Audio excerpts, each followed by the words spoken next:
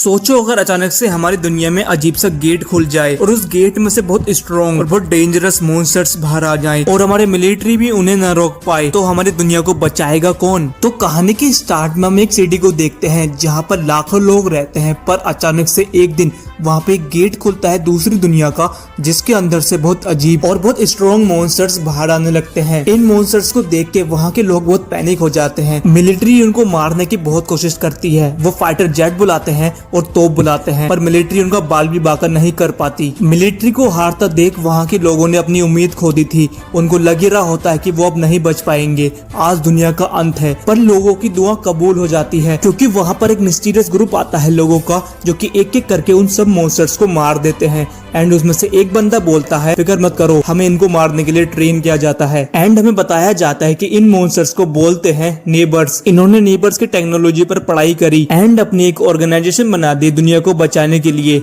उन नेबर्स से, जिसका नाम इन्होंने रखा बॉर्डर डिफेंस एजेंसी, सिंपल भाषा में बॉर्डर। इन्होंने बहुत कम समय में सिटी के बीचों बीच एक बहुत बड़ा बेस बना दिया, ताकि कभी भी नेबर अटैक करे तो ये अटैक आराम से रोक पाए। फिर 4 साल बीत जाते हैं, जहाँ पे गेट्स अभी भी खुलते थे एंड नेबर्स अभी भी आते थे, पर सिटी के ज्यादातर लोगों ने वहाँ पे रुकने का फैसला करा, क्योंकि उन्होंने अपनी सारी उम्मीद बॉर्डर्स पे लगा रखी थी कि अगर नेबर्स अटैक करता है तो बॉर्डर हमें बचा लेगी। फिर हम एक स्कूल के अंदर देखते हैं जहाँ पे क्लास के सारे बच्चे बॉर्डर की तारीफ कर रहे थे कि बॉर्डर तो बहुत स्ट्रॉन्ग है, हम भी किसी दिन बॉर्डर के एजेंट्स बनेंगे। असल में गाइस, तुम बॉर्डर को ज्वाइन कर सकते हो, पर तुम्हें कुछ टेस्ट देने पड़ते हैं जो कि बहुत हार्ड होते हैं। हर कोई बॉर्डर को ज्वाइन नहीं कर सकता। पर वहीं पर क्लास के कुछ बदमाश बच्चे एक बच्चे को परेशान कर रहे थे, वो उसका चश्मा उसको वापिस नहीं दे रहे थे। पर क्लास का एक बच्चा जो कि बहुत होशियार एंड बहुत बहादुर है, जिसका नाम है मिकोमो ओसामू, वो उस बच्चे की मदद करता है, वो उसका चश्मा उसको लेके वापिस कर देता है। फिर क्लास के बच्चे बात करने लगते हैं कि हमारे स्कूल में एक दूसरी सिटी का बच्चा आने वाला है पढ़ने के लिए, लेकिन कुछ बच्चे सोचते हैं कि वो हमारे स्कूल में क्यों आ रहा है, वो हमारी सिटी में क्यों आ रहा है, जहाँ पे नेबर्स अटैक करते रहते हैं एंड यहाँ पर तो वॉर चलती रहती है, क्या वो मरने से डरता नहीं है। लेकिन वहीं पर एक लड़का बोलता है, क्या पता वो लड़का बॉर्डर एजेंट हो। एंड ये सुनकर ओसामू हैरान हो जाता है एंड वो सोचता है बॉर्डर का एजेंट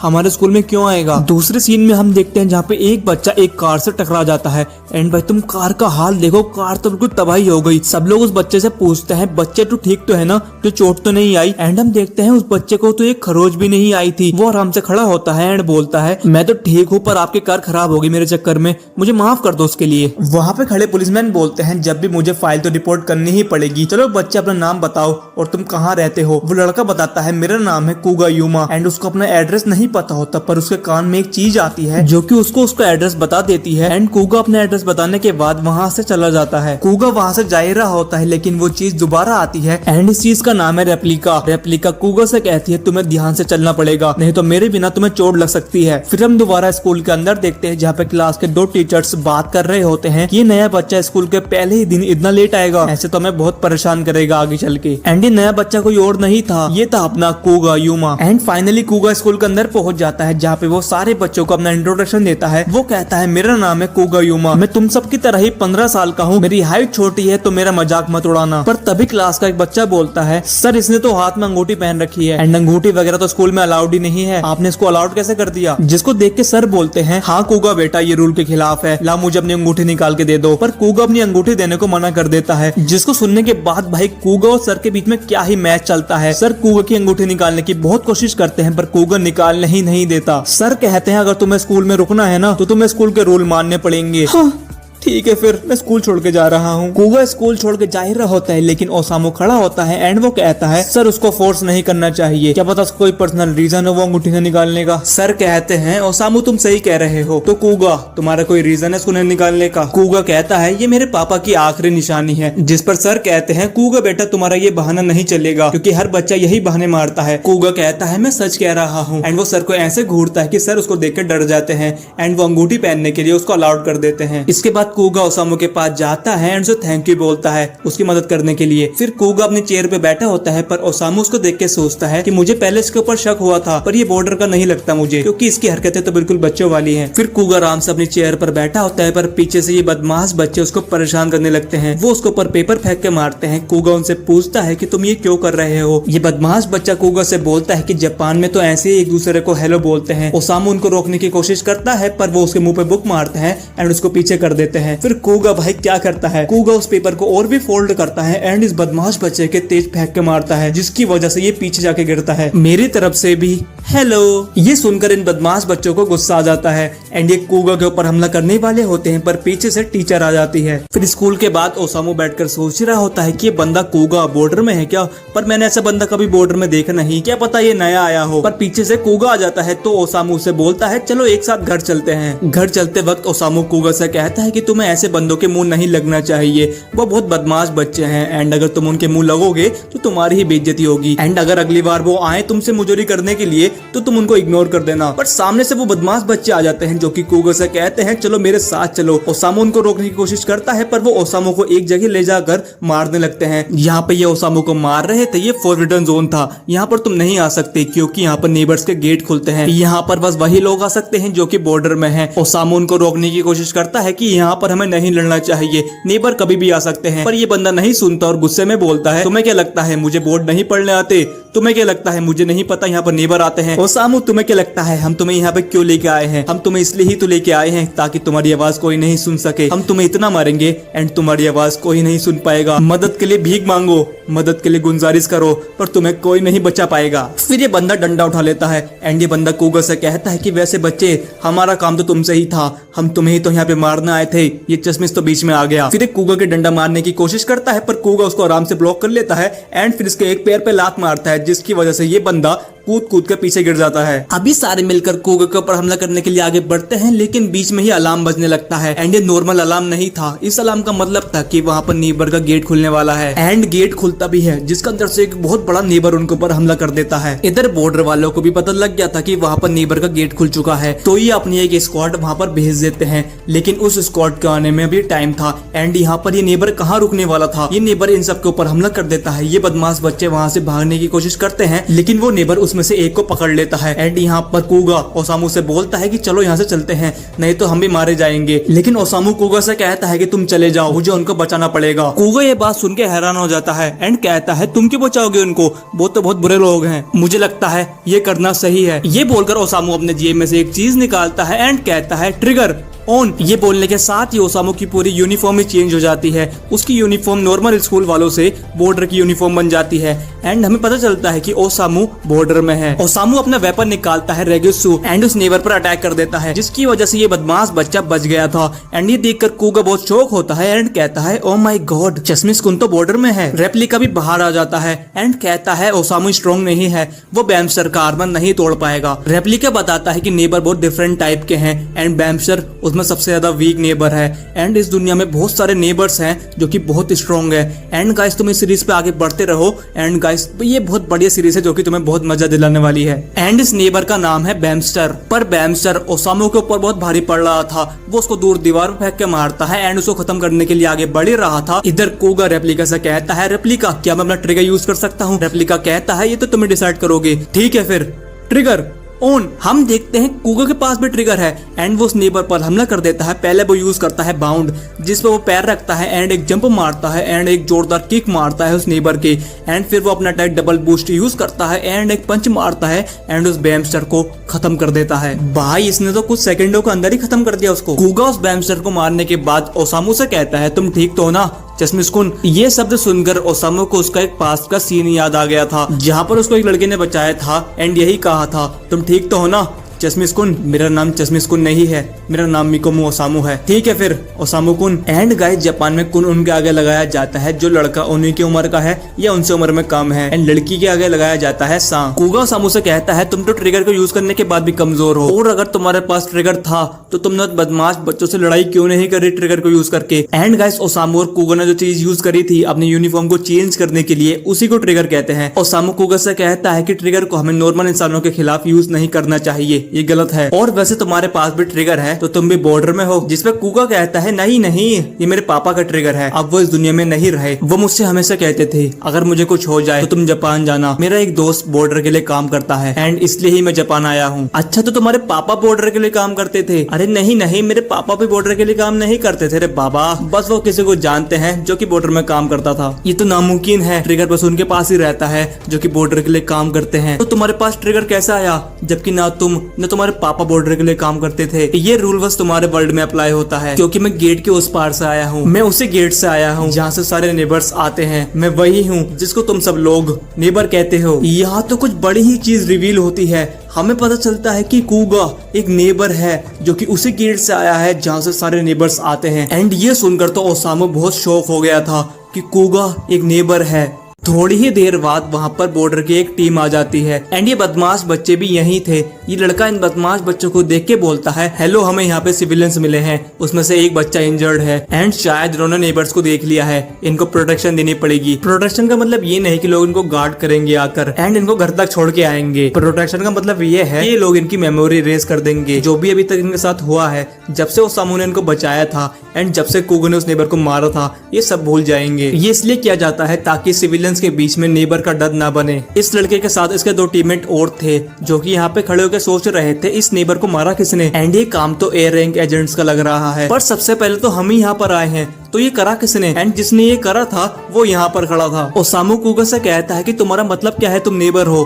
नेबर तो वो चीज थी, नेबर तो मॉन्स्टर्स होते हैं। कूगा ओसामू से कहता है नहीं नहीं, वो तो ट्रायन सोल्जर थे, ये ऑटोमेटेड वेपन्स होते हैं जो कि हमारे नेबर्स द्वारा बनाए जाते हैं। नेबर्स तो मेरी तरह इंसान होते हैं जो कि गेट के उस पार रहते हैं, पर मैंने उस चीज को नहीं बुलाया था। मेरी दुनिया में भी डिफरेंट लोग रहते हैं, कुछ अच्छे कुछ बुरे। फिर रास्ते में जाते जाते कूगा ओसामू से कहता है, अरे ओसामू सुनो, तुम भूल जाओ जो भी मैंने तुम्हें बताया, मैं नेबर नहीं हूँ, मैं 100% जापानीज हूँ। पागल, अगर तुम ऐसे बोलोगे तो तुम जरूर पकड़े जाओगे। अच्छा, अगर मैं सच बोलूँ तो मैं पकड़ा जाऊंगा, अगर मैं झूठ बोलूँ तो मैं झूठ बोल रहा हूँ। अरे तो मैं बोलूँ क्या?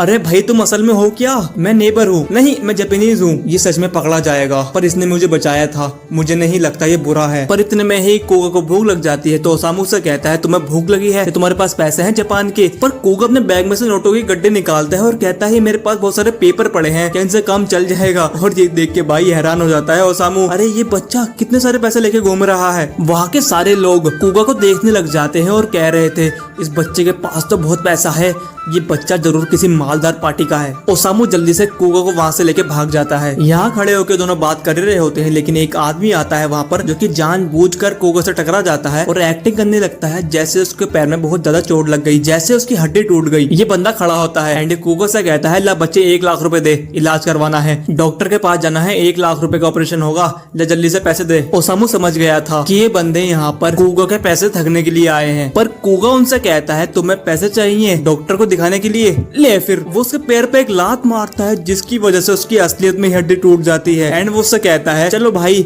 अब तुम डॉक्टर के पास चले जाओ एंड ये रहे तुम्हारे पैसे, इलाज करवा लेना। एंड ये दोनों बंदे वहाँ से डर के मारे भाग जाते हैं। ओसामू कूगा से कहता है चलो तुम यहीं रुको, मैं तुम्हारे लिए खाना ला के देता हूँ।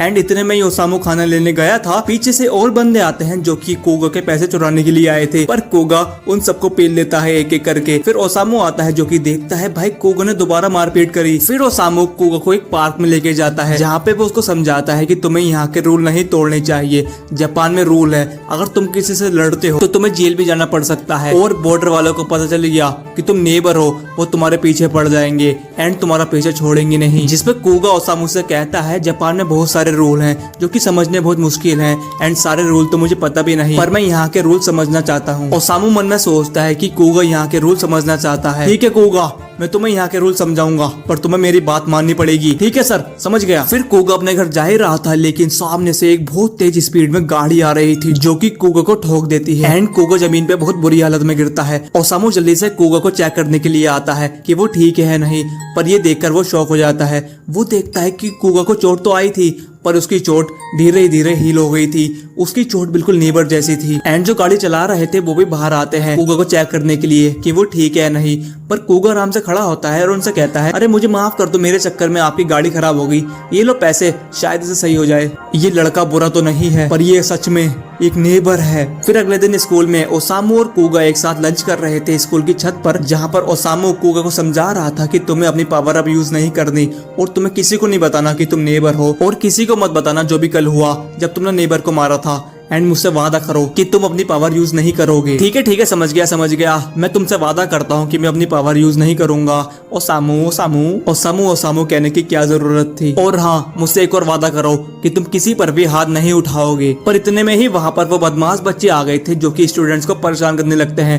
वो स्टूडेंट्स से कह रहे थे, लाओ पैसे दो, ये हमारा इलाका है, स्कूल की छत हमारे इलाके में आती है और हमारे इलाके में तुम बिना पूछे खाना खा रहे हो, लाओ पैसे दो। कूगा ओसामू से कहता है कि कल के बाद भी ऐसी हरकतें कर रहे हैं, ये भूल गए क्या इनके साथ कल क्या हुआ था। ओसामू कूगा को समझाता है कि शायद बॉर्डर वालों ने इनको ऊपर प्रोटेक्शन यूज करी है ताकि इनकी मेमोरी रेज हो जाए। कूगा कहता है मैं इनको मार नहीं सकता, तुमने मुझे इनको मारने से मना करा है और लड़ाई करने से भी मना करा है, चलो मैं एक काम करता हूँ। कूगा वहाँ पर जाके तेज लात मारता है स्कूल की छत पे, जिसकी वजह से स्कूल पूरा हिल गया था एंड ये बदमाश बच्चों की तो हालत ही खराब हो गई थी। फिर कूगा और ओसामू अपनी क्लास में चले जाते हैं जहाँ पे सारे बच्चे कूगा की तारीफ करने लगते हैं कि भाई तू तो बहुत स्ट्रॉन्ग है, तूने ये कैसे करा, तू अपने देश में कुंफू सीखता था क्या है, हमें भी सिखा दे, हम भी स्ट्रॉन्ग बन जाएंगे। पर ओसामू उसको वहाँ से ले जाता है, कभी सबके सामने अपनी पोल खोल दे। इसके बाद ये दोनों एक जगह जाके बात करने लगते हैं, लेकिन वहाँ पर कुछ ऐसा होता है जो कि किसी ने सोचा नहीं था। स्कूल के अंदर ही नेबर्स का गेट खुल जाता है जो कि फॉरबिडन जोन में नहीं था, क्योंकि नॉर्मली गेट फॉरबिडन जोन में खुलते हैं एंड स्कूल के अंदर गेट खुल गया, ये तो इम्पॉसिबल था।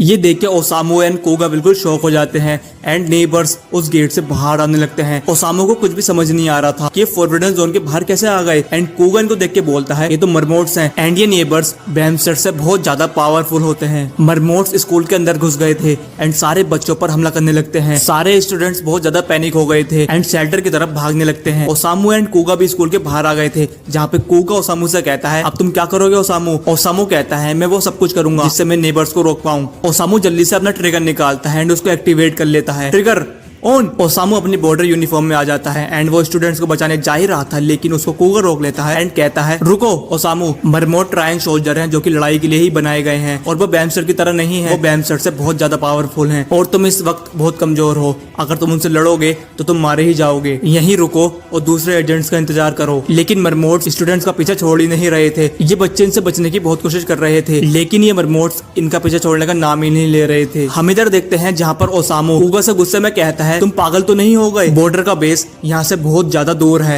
एंड बॉर्डर एजेंट्स यहाँ पर नहीं आ पाएंगे, जब तक वो आएंगे बहुत सारे बच्चे अपनी जान खो देंगे। कूगा कहता है सुनो मेरी बात सुनो, मैं तुम्हें समझाता हूँ, एक मरमोट को मारने के लिए हमारे पास 20 ओसामू होने चाहिए और अगर हमने एक मरमोट को मार भी दिया तो हमारे पास 2 ही ओसामू बचेंगे, मतलब 18 ओसामू मारे जाएंगे, इतना स्ट्रॉन्ग है मरमोट। तो तुम कह रहे हो मेरे चांस बहुत ज्यादा कम है बचने के, अगर मैं उनसे लड़ूंगा तो मैं मारा जाऊंगा। हाँ, लेकिन डिसाइड तो तुम्हें ही करना है कि तुम्हें जाना है या नहीं, पर मेरे हिसाब से तुम्हें यही रुकना चाहिए और दूसरे एजेंट्स का इंतजार करना चाहिए। ओसामू सोचता है कि ये भी नेबर है, इसको नेबर के बारे में सब कुछ पता होगा तो ये सही कह रहा होगा, लेकिन अगर मैं यहाँ खड़ा रहूंगा तो स्कूल के सारे बच्चे मारे जाएंगे। कूगा बहुत स्ट्रॉन्ग है, कल इसने नेबर को बहुत आराम से मार दिया था अपने ट्रिगर के साथ, तो शायद इस नेबर को भी आराम से मार सकता है। नहीं, मैं पागल हो गया हूँ क्या, मैं ये क्या सोच रहा हूँ, मैंने तो उसको मना करा था उसकी पावर यूज करने के लिए, और अगर वो अपनी पावर यूज करेगा तो पकड़ा जाएगा, लेकिन अब उनको बचाएगा कौन, अगर कोई नहीं आया टाइम पे तो वो सब मारे जाएंगे। एंड गाइस अब दिक्कत हो गई थी क्योंकि ओसामू बहुत ज्यादा कमजोर है जो कि उनको मार नहीं पाएगा और कूगा अपनी पावर यूज नहीं कर सकता। ओसामू सोच ही रहा था कि वो सारे स्टूडेंट्स को कैसे बचाएगा, लेकिन सामने वो एक लड़की को देखता है जिसको देख के वो अपने आप से सवाल पूछने लगता है, याद करो तुमने बॉर्डर को क्यों ज्वाइन करा था। हम ओसामू का एक पास का सीन देखते हैं जिसके अंदर हम एक लड़के को देखते हैं एंड इसी लड़की को देखते हैं जो कि बहुत उदास एंड बहुत डरी हुई थी। अब ओसामू ने सोच लिया था कि वो उन सारे बच्चों को बचा के ही रहेगा। वो कूगा से कहता है कूगा तुम कहीं जाकर शेल्टर ढूंढ लो, मैं उन सारे बच्चों को बचाऊंगा, मैं यहाँ पर ये सोचकर नहीं बैठ सकता कि मेरे चांस जीतने का कम है। हम दोबारा स्कूल के अंदर देखते हैं जहाँ पे कुछ बच्चों को 2 मरमोट्स ने घेर लिया था, एक आगे था एक पीछे। एक मरमोट्स उनको ऊपर हमला करने वाला था लेकिन पीछे से ओसामू आ जाता है जो कि उसका पहले हाथ काटता है फिर उसको मार के नीचे की तरफ धक्का दे देता है। ये सारे बच्चे ओसामू को देख के बहुत हैरान होते हैं, ये देखते हैं ये तो ओसामू है, ये तो हमारे ही क्लास में है, पर ये बॉर्डर में है, इसने हमें कभी बताया नहीं था, पर ये तो कमाल की चीज है, हमारी क्लास का लड़का बॉर्डर में है। ओसामू उनसे कहता है जल्दी से ऊपर चले जाओ, मैं इसको रोकता हूँ। ओसामू मन में बोलता है कि मुझे इन सबको बचाना पड़ेगा जब तक कि दूसरे बॉर्डर एजेंट्स नहीं आ जाते, पर मैं इसको रोकूं कैसे, ये तो बहुत पावरफुल है। पर हाँ, मैं उसको यहाँ पर रोक सकता हूँ। ये जगह बहुत छोटी है, ये सही से हिल नहीं सकता, लेकिन मैं आराम से हिल सकता हूँ। लेकिन वो मरमोट एकदम से ओसामू के ऊपर हमला कर देता है एंड उसको दूसरी क्लास में फेंक के मारता है। ओसामू दोबारा उठकर मरमोट पर हमला करता है, लेकिन वो मरमोट ओसामू का एक हाथ काट देता है एंड अब ओसामू की बहुत बुरी हालत हो गई थी। लेकिन ओसामू के हाथ में से खून नहीं निकल रहा था, उसके हाथ में से कुछ ग्रीन ग्रीन पार्टिकल्स निकल रहे थे। इसके बाद हम स्कूल की छत पर देखते हैं जहाँ पे सारे बच्चे खड़े थे एंड ये बच्चे यही सोच रहे थे कि ओसामू ठीक तो है ना, वो ओसामू को मार तो नहीं देगा। एंड वहीं पर कूगा बैठा था जो कि बैठकर बोल रहा था, मैंने बोला था ना मरमोट बहुत पावरफुल होते हैं, लेकिन मेरी बात ओसामू ने मानी नहीं, अब देखो बुरी तरह पिट रहा है। रेप्लिका बोलता है कि ओसामू की ट्रायन बॉडी गायब हो रही है, उसने हमने बहुत सारा ट्रायन खो दिया एंड ये ट्रायन क्या होता है ये हम आगे जानेंगे। पर अब कूगा ने सोच लिया था कि वो ओसामू को बचाने जाएगा एंड वो वहां से उठ के चला जाता है। लेकिन रेप्लिका जाते जाते कूगा से कहता है कि ओसामू ने तुमसे मना करा था अपना ट्रिगर यूज करने के लिए, अगर तुम अपना ट्रिगर यूज करोगे तो बॉर्डर वालों को पता चल जाएगा कि तुम नेबर हो, और अगर उनको पता चल गया कि तुम नेबर हो तो वो तुम्हारे पीछे पड़ जाएंगे, फिर क्या होगा? फिक्र मत करो, मुझे कुछ फर्क नहीं पड़ता, तुम्हें कुछ फर्क नहीं पड़ता, लेकिन ओसामू का क्या? अगर बॉर्डर वालों को पता लग गया कि ओसामू एक नेबर को छुपा रहा था तो वो उसके पीछे पड़ जाएंगे एंड उसका बुरा हाल कर देंगे। ओसामू की यहाँ पर फैमिली है, उनका क्या होगा? ओहो, ये भी दिक्कत की बात है, अपना ट्रिगर भी यूज नहीं कर सकता, लेकिन ओसामू को भी बचाना है, अब क्या करूं मैं? इधर हम देखते हैं जहाँ पे बॉर्डर की एक टीम आई रही थी। बस हम फिर ओसामू को देखते हैं जहाँ पे ओसामू के ऊपर वो मरमोट भारी पड़ रहा था। वो ओसामू को बहुत ही मारता है एंड ओसामू के पेट में अपना तलवार घुसा देता है, मतलब अपना हाथ घुसा देता है, उसका हाथ ही तलवार है भाई। इस अटैक की वजह से ओसामू के अंदर एक ब्लास्ट होता है एंड जिसकी वजह से ओसामू का ट्रिगर पीछे आगे गिरता है। लेकिन अब ओसामू अपने रियल बॉडी में आ गया था, मतलब अब ओसामू के ऊपर अटैक होता है तो ओसामू बच नहीं पाएगा। एंड अब ओसामू ट्रायन के बारे में समझाता है, वो बताता है कि उसका ट्रिगर उसकी फिजिकल बॉडी को एक्सचेंज कर देता है उसकी कॉम्बैट बॉडी में, जो कि बनी होती है ट्रायन की। ट्रायन बॉडी पे कितने भी हमले हो जाए, रियल बॉडी को एक स्क्रैच भी नहीं आता, उस पर थोड़ा सा भी डैमेज नहीं आता। लेकिन अगर ट्रायन बॉडी की लिमिट पूरी हो गई, उस पर बहुत सारे हमले हो गए तो वो खत्म हो जाएगी एंड तुम अपने रियल बॉडी में आ जाओगे, जिस पर एक भी हमला होता है तो तुम खत्म हो जाओगे। ये ट्रायन बॉडी तुम्हारी स्पीड और तुम्हारी स्ट्रेंथ बहुत ज्यादा बढ़ा देती है तुम्हारी फिजिकल बॉडी के हिसाब से, मतलब जितनी एक नॉर्मल इंसान की स्ट्रेंथ एंड स्पीड रहती है उससे कई ज्यादा बढ़ जाएगी तुम्हारी इस ट्रायन बॉडी में। ओसामू बताता है कि बॉर्डर में 3 रैंक होती है, एक सी रैंक, एक बी रैंक और एक ए रैंक, और ओसामू सी रैंक का है तो वो इतना पावरफुल नहीं है जो कि वो मरमोट को हरा पाए। एंड यहाँ पर मरमोट ओसामू के ऊपर अटैक करने के लिए तैयार था, वो उसके ऊपर हमला करने वाला था, लेकिन बीच में आ जाता है कूगा जो कि शील्ड यूज करके ओसामू को बचा लेता है। माफ करना ओसामू, लेकिन थोड़ी देर के लिए मैं तुम्हारा ट्रिगर उधार ले रहा हूँ। Trigger on. कूगा ओसामू का ट्रिगर यूज कर लेता है एंड गाइस ट्रिगर भी बहुत इंपॉर्टेंट चीज होती है। अगर तुम्हारे पास सी रैंक का ट्रिगर है तो तुम इतने पावरफुल नहीं होगे, और अगर तुम्हारे पास बी रैंक का ट्रिगर है तो तुम थोड़े पावरफुल होगे, लेकिन तुम्हारे पास ए रैंक का ट्रिगर है तो तुम बहुत ज्यादा पावरफुल होगे। एंड ओसामू के पास सी रैंक का ट्रिगर है क्योंकि कूगा यूज कर लेता है। मरमोट कूगा के ऊपर हमला कर देता है जिसको कूगा आराम से ब्लॉक कर लेता है एंड अब इनकी फाइट शुरू हो गई थी। ये दोनों बिल्कुल इक्वल लेवल पर लड़ रहे थे, जहाँ पे मरमोट हमले करे जा रहा था एंड कूगा ब्लॉक करे जा रहा था। लेकिन लड़ते लड़ते कूगा की तलवार बिल्कुल खत्म सी हो गई थी, वो बिल्कुल लड़ने के काबिल नहीं बची थी। ऐसा तो होना ही था क्योंकि मेरा ट्रिगर सी रैंक का है, वो इतना पावरफुल नहीं है कि वो मरमोट को हरा पाए। एंड इतने में रेप्लिका बाहर आता है जो कि कहता है पूरी ट्रायन सोल्जर आर्मी में मरमोट के वेपन सबसे ज्यादा हार्ड होते हैं जो कि तुम्हारी तलवार से आराम से नहीं टूट सकते, और सी रैंक ट्रिगर से ये तो बहुत मुश्किल है। कूगा अगर तुम ऐसा डिफेंस करते रहोगे तो तुम्हारी तलवार जल्दी टूट जाएगी। समझ गया समझ गया, मुझे इसको जल्दी खत्म करना पड़ेगा। ठीक है फिर शुरू करते हैं। कूगा मरमोट पे हमला कर देता है एंड ओसामू कहता है कूगा मेरा ट्रिगर एक सी रैंक ट्रिगर है जो कि ट्रेनिंग ट्रिगर है, मतलब वो इतना पावरफुल नहीं है, तुम उसको नहीं हरा पाओगे। लेकिन कूगा कहाँ रुकने वाला था, वो उसके ऊपर हमला कर देता है एंड उसका एक हाथ काट देता है। ये देख के ओसामू शॉक था कि कूगा उसको सी रैंक ट्रिगर से कैसे मार रहा है। कूगा अपनी तलवार यूज करके ऊपर की तरफ चिपक जाता है एंड जैसा कि ओसामू ने बोला था उस छोटी जगह पर मरमोट को बहुत दिक्कत होगी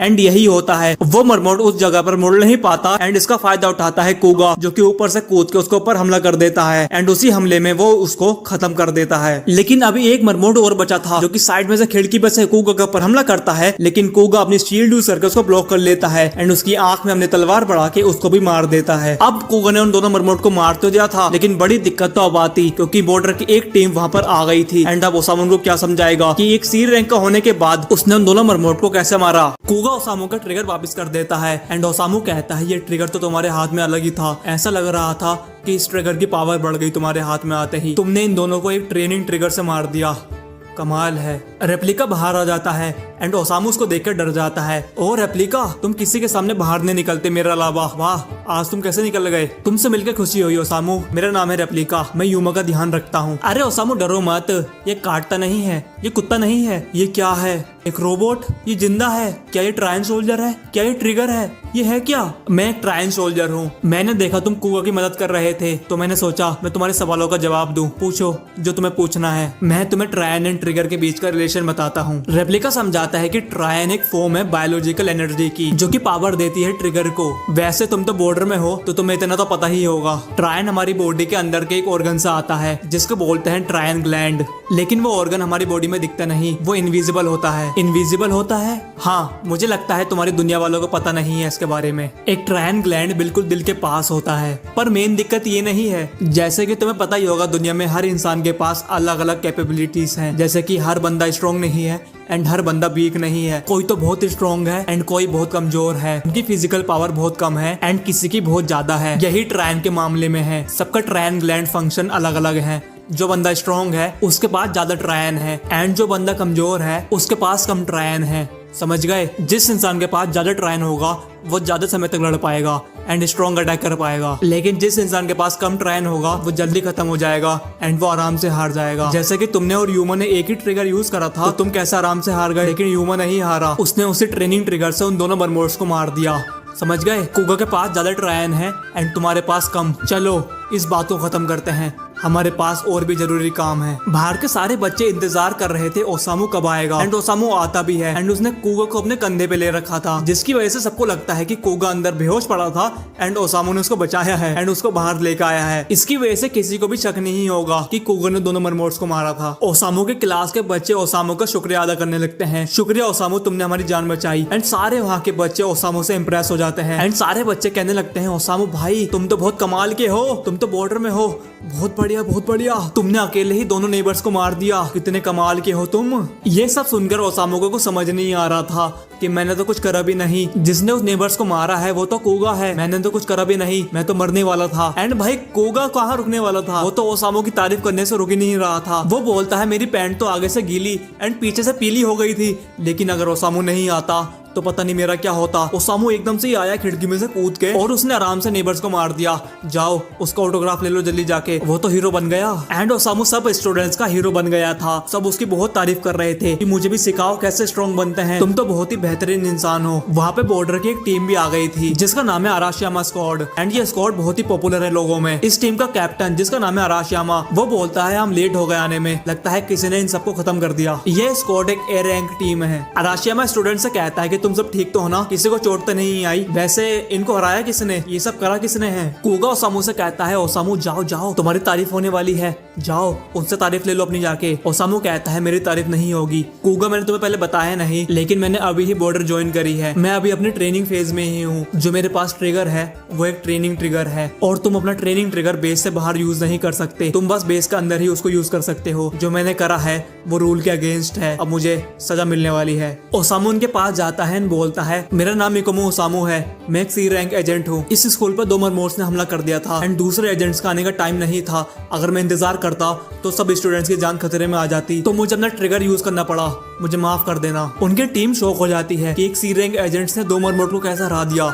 ओसामू सोचता है कि मुझे बहुत कड़ी सजा मिलने वाली है, अब पता नहीं मेरा क्या होगा। लेकिन अराशियामा उसको कुछ कहता नहीं है एंड उसकी तारीफ करने लगता है। ओ तुम थे वो, बहुत बढ़िया काम करा तुमने, अगर हम नहीं आ पाते तो लोगों की जान खतरे में आ जाती, तुमने अपना ट्रिगर यूज करके उनकी जान बचाई, बहुत बढ़िया बच्चे। मेरी छोटी बहन एंड मेरा छोटा भाई भी इसी स्कूल में पढ़ते हैं। पीछे इसके भाई बहन खड़े थे तो अराशियामा उनके पास भाग के जाता है एंड उनके गले लग जाता है। ओ मैं तो बहुत चिंता में आ गया था, बहुत बढ़िया तुम दोनों ठीक हो, मुझे बहुत खुशी हुई। कुगा ओसामू के पास जाता है एंड ओसामू से कहता है देखो उसने तुम्हारी तारीफ करी, मुझे लगता है ये अराशियामा जो बंदा है ये बहुत दिल का अच्छा है और ये बहुत बढ़िया है भी, मुझे तो बहुत ही बढ़िया लगता है। ये टीम है अराशियामा स्क्वाड, ये बॉर्डर की पीआर टीम हैंडल करते हैं, ये टीवी पर भी बहुत आते हैं जिसकी वजह से बहुत पॉपुलर हैं, बिल्कुल सेलिब्रिटीज की तरह। वैसे ओसामू तुम तो बहुत स्ट्रॉन्ग लगते हो मुझे, तुमने सी रैंक ट्रिगर से दोनों मरमोड्स को हरा दिया, बहुत बढ़िया, तुम तो कमाल के हो, बहुत सारे ऑफिशियल मेंबर्स भी ये नहीं कर सकते।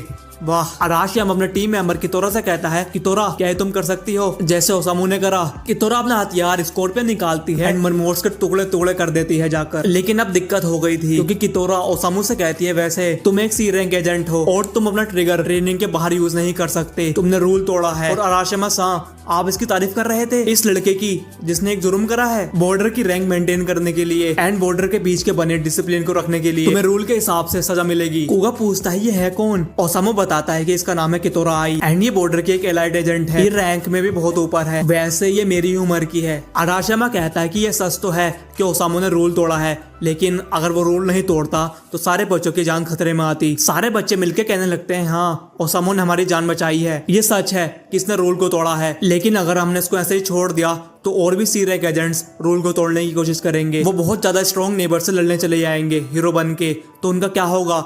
अगर उनको कुछ हो गया तो और भी बुरा होगा, बॉर्डर की इज्जत मिट्टी में मिल जाएगी, इसकी सजा इसको मिलके रहेगी। ओसामू कहता है हाँ ये सच कह रही है, मैंने रूल तो तोड़ा है तो मुझे सजा तो मिलके ही रहेगी, लेकिन अगर मेरी इस गलती की वजह से मुझे बॉर्डर में से निकाल दिया तो मेरा क्या होगा? मेरे गोल का क्या होगा? मैंने जिस वजह से बॉर्डर को ज्वाइन करा था उसका क्या होगा? मेरा सपना, मेरे गोल्स, मेरी लाइफ यहाँ खत्म हो जाएगी। एंड गाइस इसी के साथ ये पार्ट इधर ही खत्म होता है। ये पार्ट मुझे बताना कमेंट्स में कैसा था एंड अगर अगला पार्ट इसका चाहिए तो जल्दी से वीडियो पे 100 कमेंट्स कर देना, क्योंकि भाई अगला पार्ट इसका बहुत ही बढ़िया होने वाला है। एंड गाइस ये एनिमे बहुत ज्यादा बढ़िया है, तुम्हें मजा आ जाएगा इसके आगे की स्टोरी देख के। तो वीडियो कर देना लाइक, कर देना चैनल को सब्सक्राइब। मिलते हैं अगली वीडियो में, जब तक के लिए गुड बाय।